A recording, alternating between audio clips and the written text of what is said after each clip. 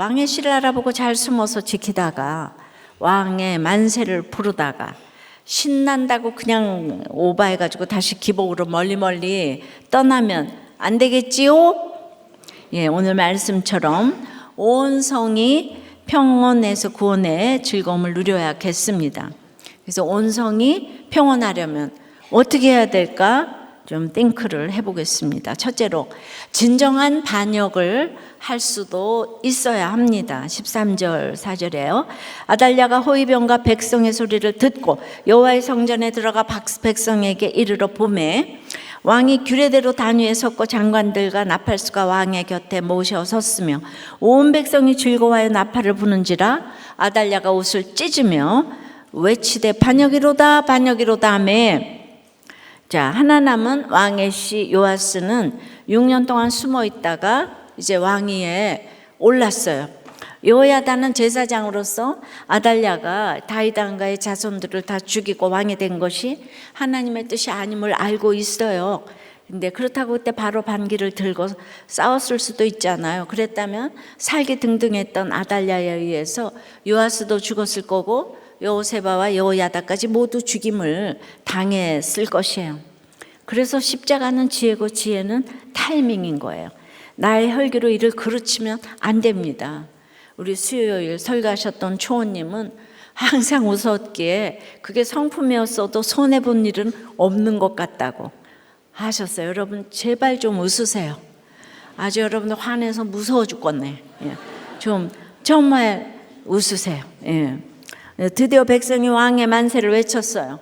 만세 만세 요아스 왕 만세 박수를 치며 외쳤습니다. 이 만세 소리가 아달랴에게 들렸습니다. 아달랴가 깜짝 놀라서 만세? 만세라니 이게 도대체 뭔 일이야? 그러니까 소리가 나는 쪽을 향해 당장 달려나갔습니다. 그런데 만세 소리가 나는 곳이 여호와의 성전인 거예요. 바알 숭배자 아달랴가 가기도 보기도 싫어하고 무시하는 장소인 거예요. 아달랴에게는 자기가 좋아하는 바알의 집이 있잖아요. 그러니 여호와의 집에는 평소 들어갈 일도 들어갈 필요도 들어갈 마음도 없었어요. 예. 우리도 교회를 유난히 싫어하는 사람 중에도 이런 바알 숭배자들이 있을까요? 예. 하지만 이번에는 그 성전에 들어가야만 했어요. 지금 이 나라의 왕은 자기잖아요. 그런데 자기 없이 성전에서 왕의 만세를 시끄럽게 외치니까 무시하고 지나칠 수가 없었던 거예요. 들어갔더니 기가 막힌 장면이 펼쳐집니다.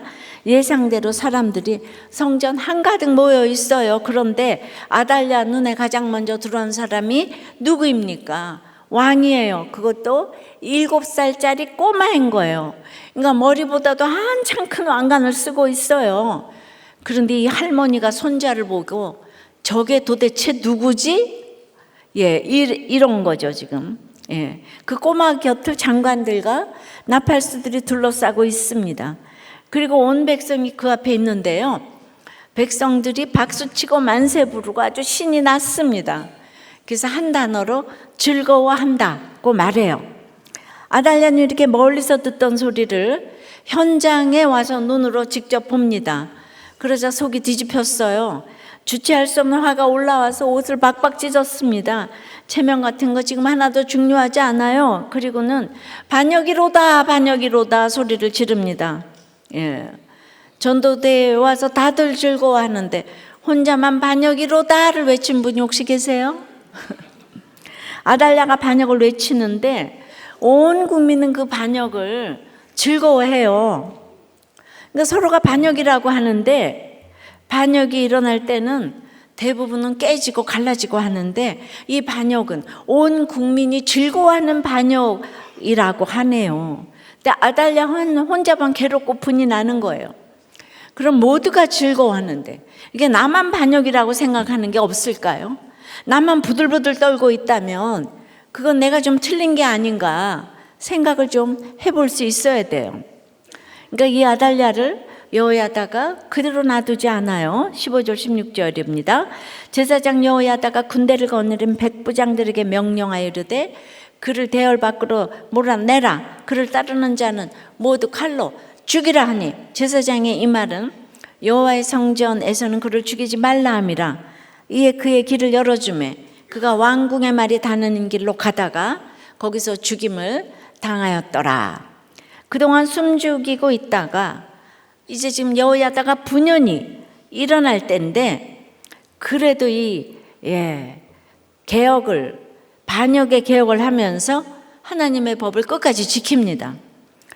성전에서는 사람을 죽이지 말라는 거예요. 아달랴는 이 성전에서 죽을 자격도 없어요. 급하게 내얼기로 사람을 난도질하면 안 되고, 아달랴보다는 그를 따르는 자를 먼저 죽이라고 합니다. 어떤 때는 괴수부터, 어떤 때는 졸개부터 죽여야 때가 달라요. 항상 예수 믿는 사람은 결과가 아니라 과정이 중요한데요. 16절에 그의 길을 열어주매라고 했는데요. 원어를 그대로 옮기면 그를 손으로 잡고 해요. 군사들이 아달랴를 체포해서 끌고 나갔다는 것입니다. 그리고는 왕궁의 말이 다니는 길에서 처형을 합니다. 왕실 마구간 길 앞에서 죽었다는 거예요. 이 왕궁의 말이라고 해도 말은 말이죠. 냄새나고 지저분한 우리입니다. 사실 수치스러운 처형을 당했지만은 어쨌든 그 당시 교통수단이 말이잖아요, 그죠? 그러니까 아달랴도 성전은 걸어서 들어가야 되는데, 뭐 끌고 가기도 했지만 지금으로 말하면 벤츠 타고 성전에서 못 죽고 마문에서 죽었네요. 벤츠 타고. 네. 뭔 말인지 하나도 몰라요. 들어두세요, 그냥. 아달랴는 자신 유다 땅의 주인이요, 솔로몬 왕궁의 임자라고 여겼어요. 하지만 그 자리는 그의 것이 아니었어요. 그는 왕의 씨가 아니었어요. 그가 있어야 할 자리는 그냥 말이 다니는 길이었어요. 칼이 번쩍이는 처형장이 아합의 집에 마지막 남은 한 명인 아달랴가 있어야 할 자리였어요. 아합 가문이 이제 싹쓸이해서 아달랴만 죽으면 이제 끝나는 거예요. 이 사단의 괴수가 이제 마지막 유다까지 와서 유다를 멸망시키려고 했는데, 아달랴는 왜 이처럼 자기가 있어야 할 자리를 몰라서 회개도 안 하고 오히려 왕의 씨를 진멸하는 악을 저지르다가 비참한 죽임을 당했을까요? 다윗은 하나님의 집인 성전을 정말 뜨겁게 사랑했어요. 어디를 봐도 하나님을 사모했기 때문인데요. 아달랴는 예수 믿는 이 나라에서 다윗과 정반대인 거예요. 자기에게 반기를 든 반역의 소리를 듣고서야 비로소 성전 안에 들어가요. 그런데 성전에 가득한 즐거움에 전혀 녹아들지 못하는 거예요. 오히려 그 즐거움을 반역이라고 소리치는 거예요. 성전과 전혀 어울리지 못하는 모습입니다. 성전에서 기뻐하고 즐거워하는 성도들과 전혀 하나가 되지 못하는 거예요. 그러니까 온 속이 평온할 때도 혼자 속이 시끄러워서 괴로워요. 지금 이 순간이라도 회개하면 되는데 요아스를 못 알아봐요. 요아스를 무시하고 있어요. 이것이 슬픔이고 비극입니다. 이제 마지막까지 기회를 줬지만 이 아달랴를 이제는 처형을 해야 되는 거예요. 이럴 때 이렇게 잔인하다, 이 구속사가 안 들리면 어떻게 죽이라고 그러지? 제사장이 이러면서 그러면 안 됩니다. 이게 말씀이 안 들리는 거예요. 무서워서 6년을 잘 순종하지만 7년째에는 아달랴를 반역할 수 있어야 되는 거예요. 내가 이렇게 큐티하는 사람들의 그 맹점이 구속사를 듣기만 하면 갑자기 내가 아주 말씀으로 교양이 있어 보이는 거죠. 근데 잘못하면 믿음 없이, 구원의 확신 없이 이렇게 교양 타령하다가 이제 이게 말씀의 칼이 돼서 남들을 찌르게 되고, 반대로 우리는 순종해야 돼, 질서에 대한 순종, 이러면서 또 배우자에게 순종해서 적극적으로 하는 게 아무것도 없을 수 있어요. 이렇게 6년이 지나고 7년 만에 여호야다처럼 이런 반역도 할 수 있어야 돼요. 평생 예수 믿으면서 이런 혈전이 없으면 내가 적용을 하나도 안 한다는 뜻이에요. 제가 하늘이 열리고 남편이나 시댁에 네네네네 하다가 그게 구원 때문에 순종한 거지, 내가 인생의 목적이 행복이면 여러분들이 이런 그 반역을 할 수가 없는 거예요. 근데 내가 예수를 믿고 나니까 이렇게 큰 소리를 쳤어요. 내가 장로 집에 시집을 왔는데 왜 교회를 못 가냐? 그리고 이제부터 교회를 가겠다. 그리고 이제 나한테 뭐라 그러면은 내가 당신이 교회를 안 가면 이제 나는 이혼이다. 그게 뭘 잘못 먹었나? 그냥 네네네네 하는 거는 구원 때문에 하는 거. 그래서 나한테 잘못을 했을 때 성경책에다가 교회를 가겠음 하고 우리 남편이 이름을 딱 썼어요. 성경책에다 빨리 사인하라고. 이거 안 하면 난 옛날에 이혼할까봐 덜덜덜덜 떨다가 교회 안 가면 이혼이야.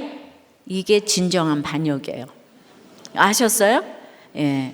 그러니까 저에게는 이런 적용이 그래서 남편이 이제 곧 됐잖아요. 그리고 이 무서운 적용이 큐티 선교회나 교회라고 할 수 있어요. 왜냐하면 이거 너무 안 하고 싶은데 적용 때문에 하는 건데 세속사로 생각하면 제가 교회를 왜 하고 싶겠어요. 큐티 선교회 창립하는 날 본문이 엘리 제사장이 목이 부러져서 죽었대요. 근데 그거는 이제 어린 사무엘이 등극하니까 말씀, 사무엘아 네가 어딘 여호와의 말씀이 임했잖아요. 말씀 시대가 돌입했다는 거예요.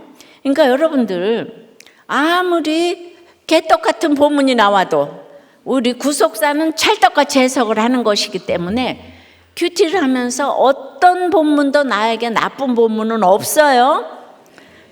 여리고 기생 라합처럼 내가 개혁의 길목을 열겠다고 개척의 변을 넣고 교회를 개척했는데요.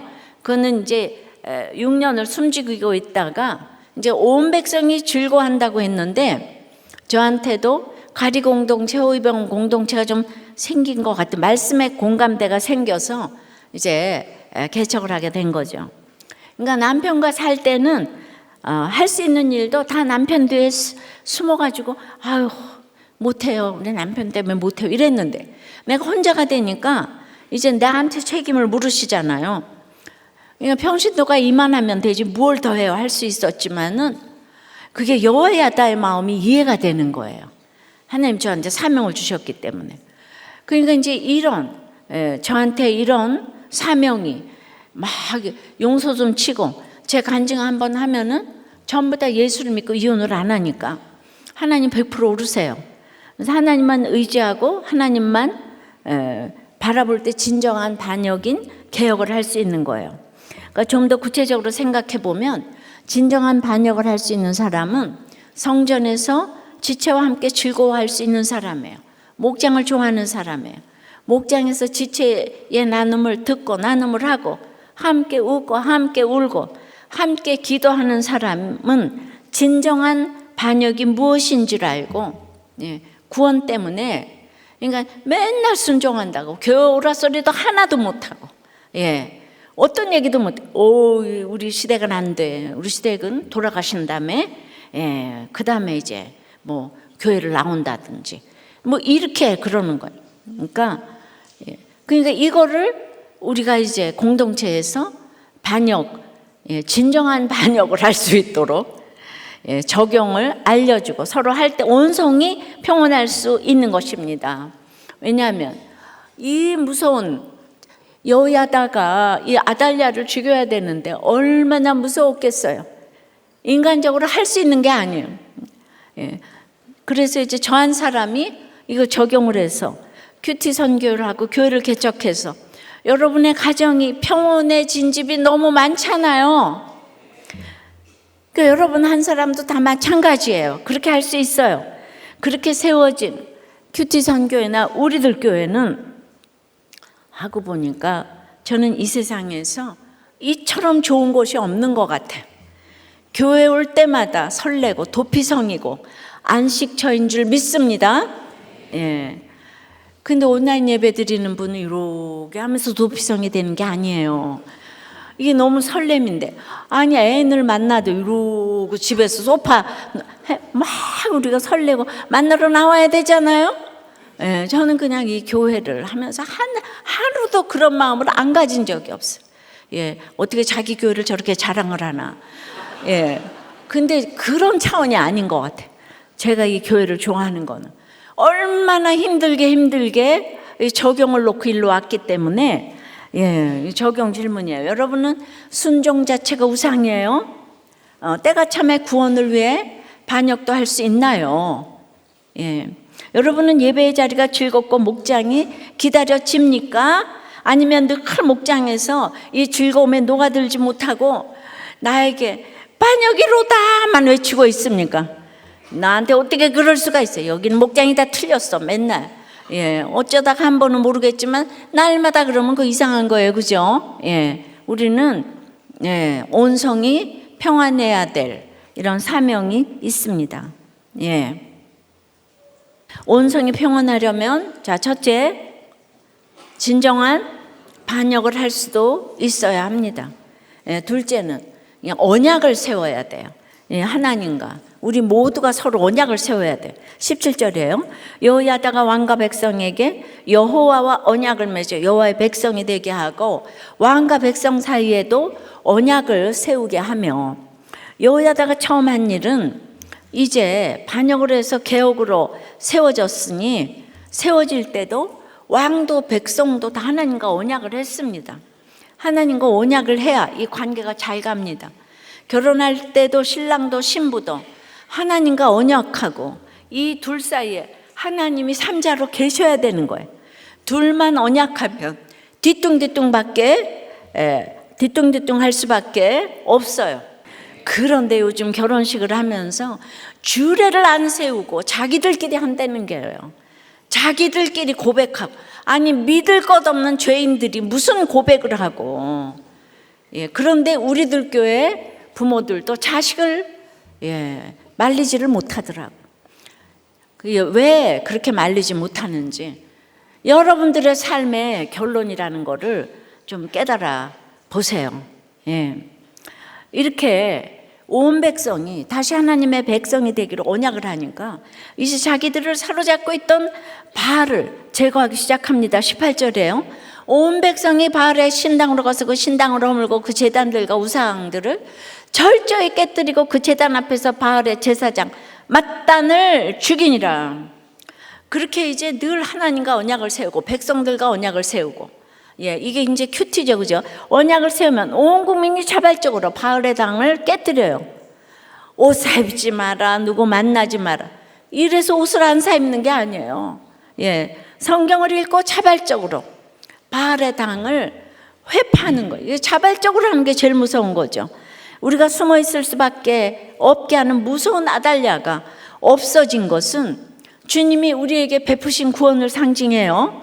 그럼 아달랴가 죽자마자 여호야다가 한 일은 구원받은 우리가 그 다음에 무엇을 힘써야 하는지 보여주는 거예요. 구원받았으면 이제 마음대로 살라가 아닌 거예요. 힘든 어머니, 남편, 아내, 뭐가 그렇게 이제 이렇게 없으면은 그 다음에 마음대로 살라가 아닌 거예요. 아달랴가 죽은 뒤에 여호야다가 우상을 철폐했듯이 값없이 구원받은 우리도 우리가 섬기는 모든 우상들을 철저히 깨뜨려야 하는 거예요.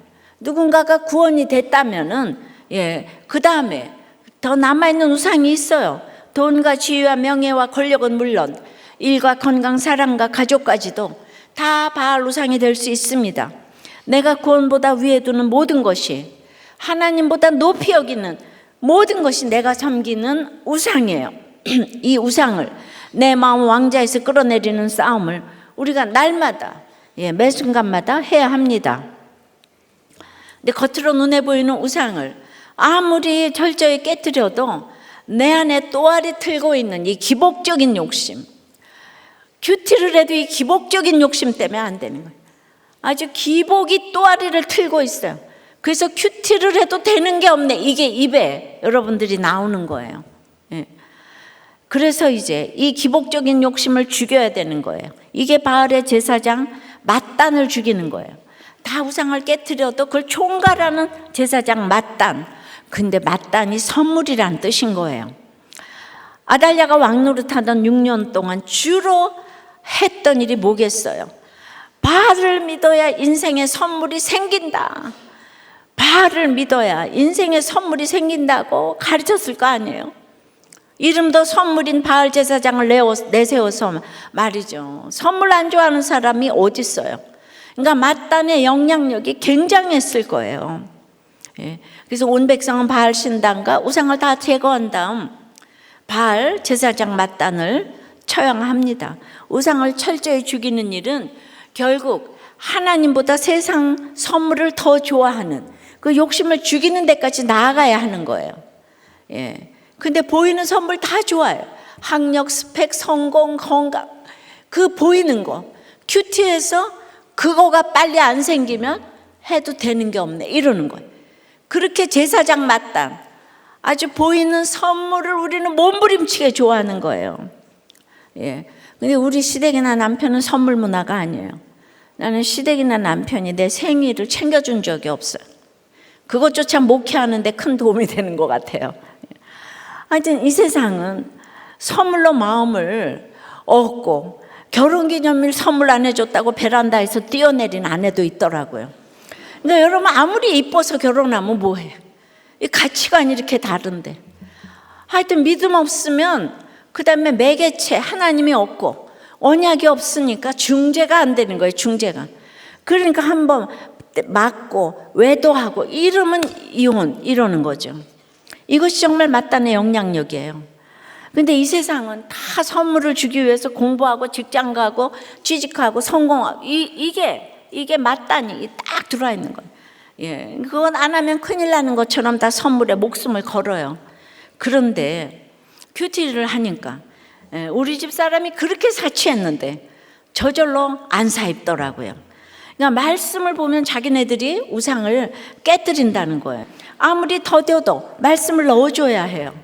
예, 그러니까 큐티 선교회나 우리도 교회가 각각 다 말씀을 보니까 전도해라, 뭐 버려라, 뭐 안 해도 온몸으로 전도하고 그것이 사명이라는 거를 본인들이 머리부터 발끝까지 깨달아요. 그러니까 말씀 있는데 뭘 하라 말라 해요. 내가 살아나니까 다 같이 살자가 되는 거예요.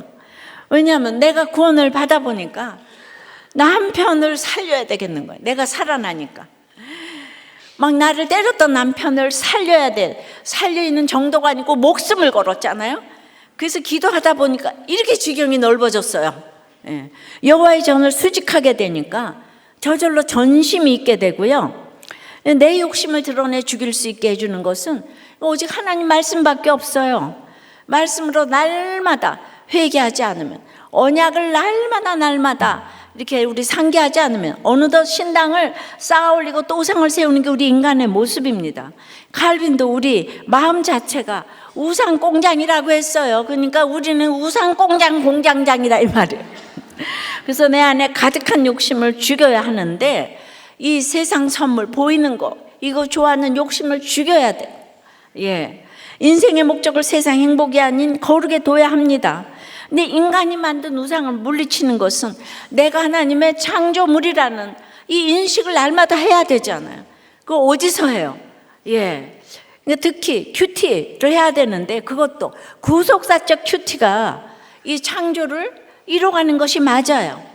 그래서 큐티, 우리는 창조라 그러면 우리는 큐티합니다. 이런 걸 얘기했잖아요. 창조를 알아야 큐티도 제대로 알고 언약의 하나님을 알고 그래야 온 성이 평안할 수 있는 줄 믿습니다. 근데 지난주 이제 이 부목자 모임에서 큐티를 하고 있는가에 대한 이 질문에 답을 들었는데 자, 이름은 발표하지 않겠어요. 저는 큐티를 거의 안 하고 있어요. 예. 그 다음에 지금 아이가 셋이다 보니까 지금 당장 눈앞에 벌어지는 일들이 많다 보니까 큐티를 할 생각이 전혀 들지 않는, 왜 전혀라는 말이 꽂혔어요. 전혀. 예. 그리고 내가 교회 열심히 다녀도 크게 변화되는 모습도 없는 것 같고, 그러니까 굳이 내가 이걸 할 필요가 있나? 이래서 안 한대. 또 한 분은 저는 일주일에 한 번 하는데 목장이 있는 날만 해요. 힘든 목원들이 생각나서요. 예, 평소에는 큐티를 해야 되겠다는 생각이 여기도 전혀 안 듭니다. 이거 부목자 나눔이에요. 또 한 분은 아내가 큐티를 하기 때문에 전하지 않아요. 왜냐하면 아내가 한 게 내가 한 거기 때문에. 예. 또 한 분은 저는 5년 동안 큐티를 빼먹지 않고 했어요. 근데 요즘은 매일 새벽 기도만 들어요. 왜냐하면 큐티를 하면 제가 삶이 더 힘들고 제 안에 끊임없이 고난이 들어오니까 안 해요. 요즘은 큐티를 거의 안 하고 건강 회복 때문에 건강 관련 유튜브만 봅니다. 아유 정말. 예. 또 한 분은 전 일주일에 한 번 가정 예배 드릴 때 하고요. 나머지는 그냥 읽기만 해요. 그런데 여긴 소망이 조금 있는데 아내와 딸 때문에 큐티를 열심히 해야 될 이유가 생겼대요. 이 고난이 오지 않으면 안 되는 것 같아요. 근데 한 분이 이런 나눔을 했어요. 오늘 설교 말씀이 놀라웠던 게 큐티가 나를 창조해 가는 거다 이렇게 말씀하셨는데 저는 그 말이 많이 가슴에 와 닿았어요. 저는 매일 새벽 6시에 일어나서 큐티하고 출근해서도 또 좀 계속 합니다. 아내에게 큐티책을 사주려고 해도 아내가 거부하는데 저는 제 돈으로 큐티책 사서 합니다. 이게 중요해요. 여러분은 큐티책도 안 사나 봐. 아내가 하면 내가 하는 거라니까. 부부끼리는 대화를 하지 않는 거라고 말씀하셔서 아내와 대화는 목장에서만 해야겠다는 생각이 들었습니다.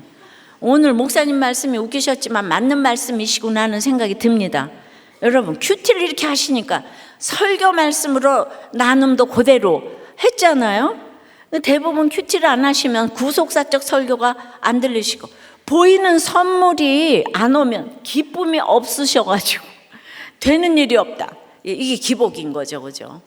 아무리 교회를 오고 구속사를 깨달았다고 해도 그 다음서부터 또 기복으로 가요. 하나님은 사로잡힌 모든 때를 아름답게 하셨다고 했는데 그런 게 안 들리는 거예요.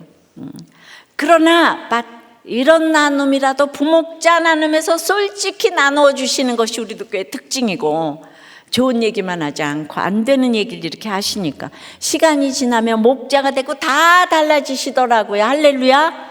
제가 한번 이 나눔을 읊어드렸으니까 앞으로 반드시 바뀌어지실 줄 믿습니다. 적용 질문이에요. 여러분은 어떤 선물이 제일 좋습니까? 어떤 선물의 마음을 쉽게 빼앗깁니까? 하나님이 맺어주신 구원의 언약이 그 선물보다 좋습니까? 못합니까?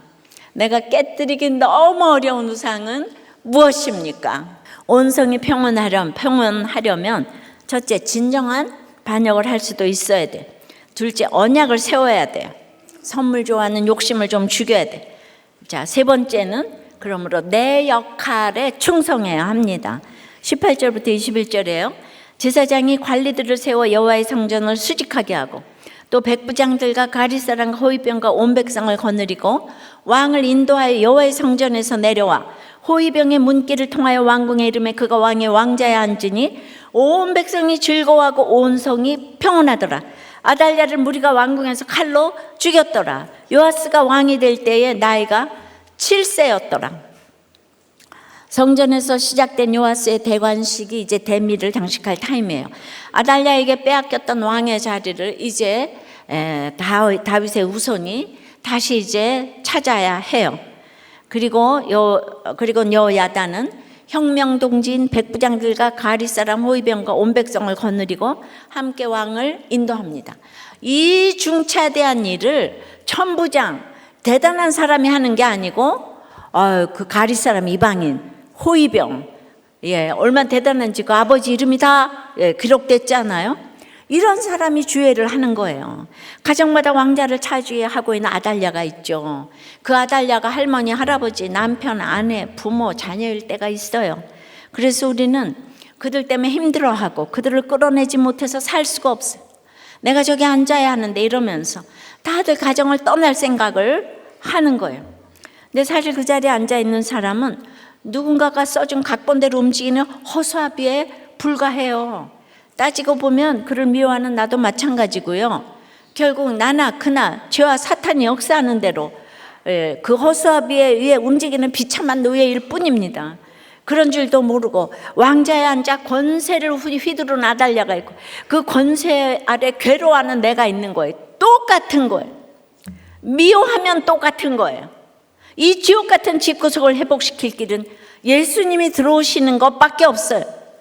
예수님이 우리 가정 왕자에 좌정하셔야 됩니다.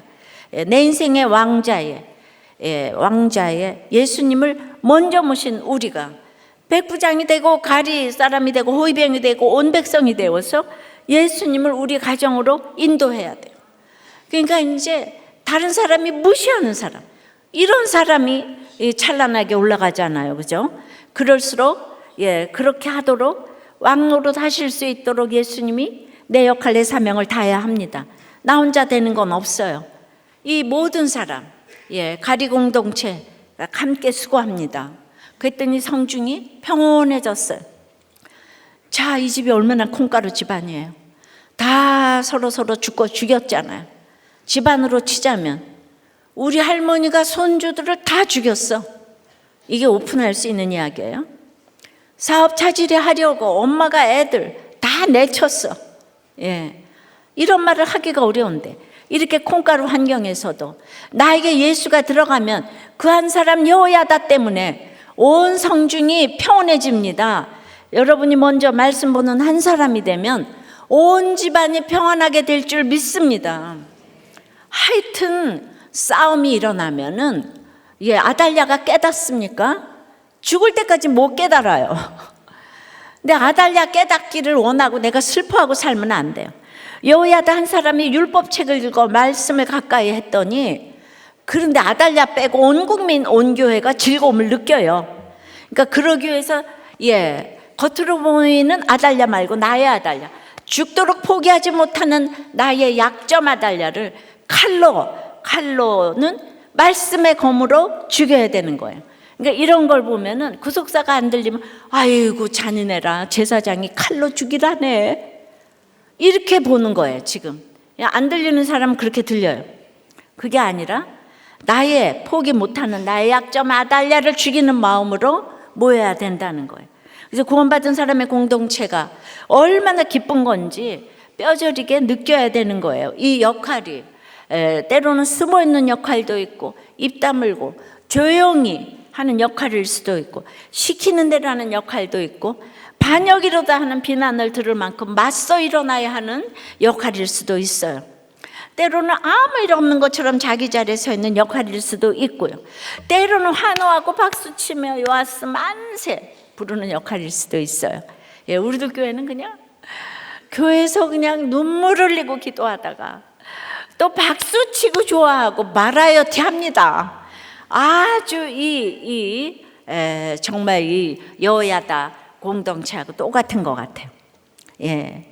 상황마다 다르게 적용하는 거 복잡한 것 같지만 사실 굉장히 쉬워요. 단순해요. 목적이 하나이기 때문이에요. 왕자에 앉은 요아스는 7살이에요. 굳이 강조해서 기록해요. 왜죠? 세속사의 관점에서 보면은, 아니 예수님이 내 인생의 왕자, 우리 가정의 왕자에 좌정하시는 건 너무 좀 보잘것없는 것처럼 보인다는 거예요. 기복적으로 생각하니 너무 무시가 되는 거예요. 예수 믿으면 성공하고 승리하고 다스려야지, 뭐 그리 복잡하게 날마다 띵크하고 갈등하고 고민하고 힘들어하고 속상하고 그러냐. 이건 7살짜리 꼬마가 왕자에 앉았다고 저게 무슨 왕노릇 하겠냐고, 다시 아달랴 데려와라 외치는 거하고 똑같습니다. 지금 아합을 척결한 예후 왕과는 비교가 안 되는 7살 요아스는 도무지 이해가 안 되는 왕이에요. 그렇습니다. 믿음은 아무 조건 없이 주어지는 것이에요. 자기가 요아스는 왕이 되겠다고 한 적도 없어요. 왕이 되기 위해서 한 일도 없어요.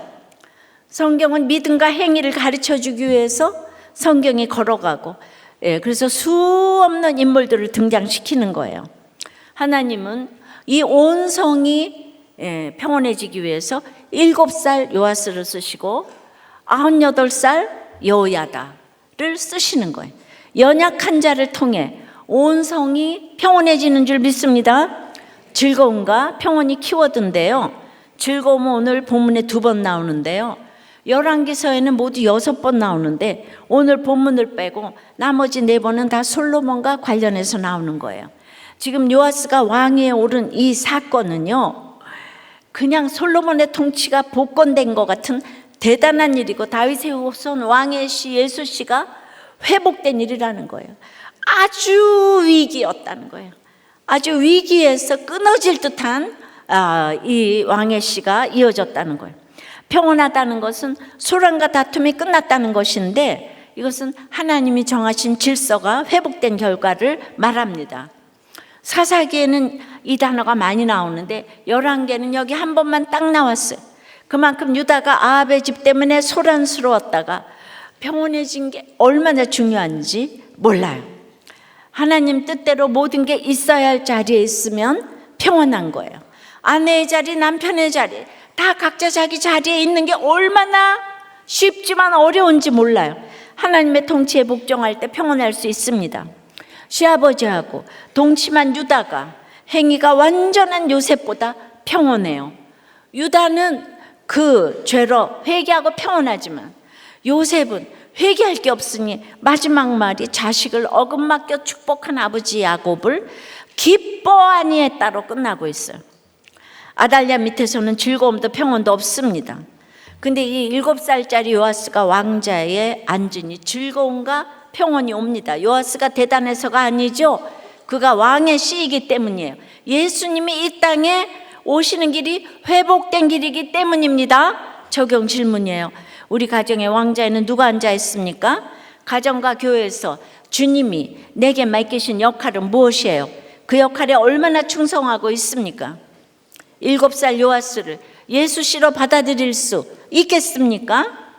부도 음란 숱한 중독에서 돌아온 자가 믿음을 고백하면 아멘으로 영접하시겠습니까? 하고 똑같은 말이에요, 이 얘기가. 그래서 온 성이 평안한 나눔이에요. 어느 날 아들이 술 취해 들어왔대요. 춤을 추면서 막 들어오는데 나는 가족이 너무 좋아요, 행복해요. 그 이유가 부모님이 교회 열심히 다니면서 자기에게 굉장히 영향을 끼쳤고, 특별히 아버지가 망했기에 더 좋은 것 같다. 아버지가 돈 많이 벌었으면 내가 나쁜 쪽으로 갈 수 있었는데 내가 아버지가 망해서 나쁜 길로 안 가는 것 같다고. 아유, 할렐루야. 하나님이 저의 고난을 알아주시는 것 같았어요. 딸도 우울과 이혼으로 돌아왔지만 우리들 교회 붙어만 있었더니 지체가 생기고 마음의 문을 열더니 지금의 남편을 만나서 살고 있어요. 며느리와 사위와 손자가 생기게 하셨습니다. 상대가 보는 것을 그대로 인정하는 게 중요한 것 같아요. 근데 다 인정하는데 저는 아내를 인정하는 게 참 힘든 것 같아요. 왜냐하면 우리 아내는 들어가면서 신발 정리를 안 해요. 왜냐하면 내일 신을 건데 왜 하냐고 그런데요. 그런데 저는 들어가면서 정리하는데, 그런데 그것도 안에 있는 모습을 그대로 인정하면서 이제 간다는 거예요. 이것이 온성이 평안한 비결 아닐까요? 자기 자리를 너무 알고, 이게 구속사예요. 우리는 잘 되고 아버지는 성공하고, 아버지 망해서 기쁘고 예수 그거 보여줘서 기쁘고, 아니 그렇게 해서 행복하대요. 너무 가족이 좋대요. 그러니까 우리 가족이 안 믿는 것은 내 삶의 결론인 줄 알고 회개하시기 바랍니다. 말씀 맺어요. 온 성이 평온하려면 진정한 반역을 할 수도 있어야 돼요. 순종이 우상이 되면 안 돼요. 여러분, 구원 때문에 순종해야 돼요. 그래서 언약을 세워야 돼요. 하나님과 우리 모두와 왕과 백성과 하나님 다 선물 좋아하는 욕심을 죽여야 되고 내 역할에 충성해야 돼요. 7살, 98살 요아스 여호야다를 인정해야 돼요. 각자 자리를 찾고 역할에 충성하기를 바랍니다. 기도하겠습니다. 아버지 하나님, 이 여호야다의 엄청난 반역이 성경에 나오는 역사책이 아니라 오늘 나에게 주신 음성으로 이렇게 들을 때에 정말 여호야다가 얼마나 힘든 적용을 했을까. 하나님이 힘 주시지 않으면 어찌 아달랴를 물리칠 수가 있었겠습니까? 주님, 그러나 우리는 조금만 환경이 좋아도 나의 6년에 숨죽이고 살면서 7년째 구원 때문에 참 개혁을 하기가 너무나도 어렵습니다. 교회 한번 오라고 말하기도 어렵고 이게 날마다 남편 뒤에 숨고 아내 뒤에 숨고 부모 뒤에 숨어서 내가 정말 애통하며 구원을 위해서 나가는 인생이 되지 못함을 주여 불쌍히 여겨 주시옵소서. 주님, 불신결혼을 하지 말라 해도 하고 불신결혼을 하고 나서는 또 날마다 이혼을 입에 달고 삽니다. 주님, 참으로 그래서 우리는 하나님과 언약을 맺고 결혼을 해야 돼요. 우리 하나님 중재자가 없이는 우리가 되었다면 아무것도 없어. 인간의 그 얄팍한 사랑 가지고 뭘 하겠습니까? 그러므로 나는 정말 요아스처럼 7살 어린이처럼 아무것도 할 수 없지만 하나님이 나에게 중재자가 되주시고 언약의 보증이 되주시기 때문에 우리가 이제 하나님 앞에 토로하고 기도하고 가는 줄을 믿습니다. 그러므로 우리는 이제 나의 이 자리, 아내의 자리, 남편의 자리, 자녀의 자리, 부모의 자리, 사장의 자리, 부하의 자리, 그 자리에서 각각 충성을 다할 때에 온 성이 평온해지는 줄 믿습니다. 이 역할을 잘 감당할 수 있도록 주여 은혜를 내려 주시옵소서.